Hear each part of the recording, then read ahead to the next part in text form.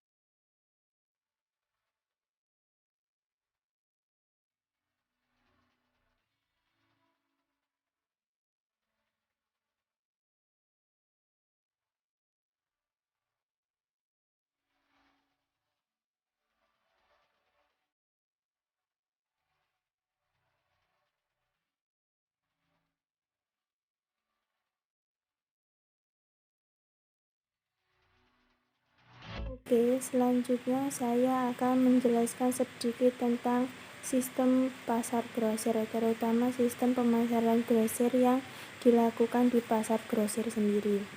Sistem pasar grosir, karena pasar grosir memiliki fasilitas dan sistem khusus, maka perlu untuk menginstal, memiliki, dan mengelola fasilitas tersebut, atau yang biasanya disebut dengan pembuka.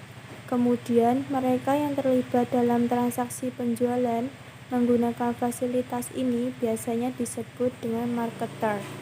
Pemasaran sendiri memiliki arti menerima pengiriman bahan makanan seperti buah-buahan dan sayur-sayuran segar dari pengirim atau dari produsen. Produk yang dibeli dari grosir dijual ke pengecer dan konsumen besar di toko-toko di pasar.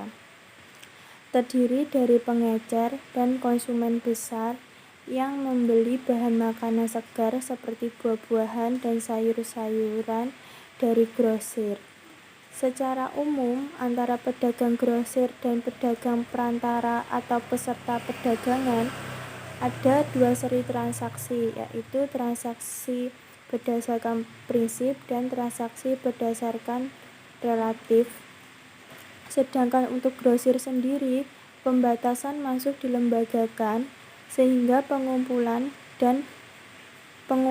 makanan segar seperti buah-buahan dan sayur-sayuran dan barang-barang lainnya yang efisien dilakukan secara andal dan segera.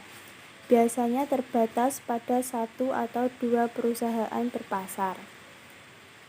Namun, untuk menghilangkan ketidakadilan karena monopoli bahkan oligopoli, pedagang grosir berkewajiban untuk menerima jumlah barang tanpa syarat jumlah total yang dipercayakan oleh pengirim dan didaftarkan pada hari yang sama. Grosir berdasarkan perhitungan juga dilarang.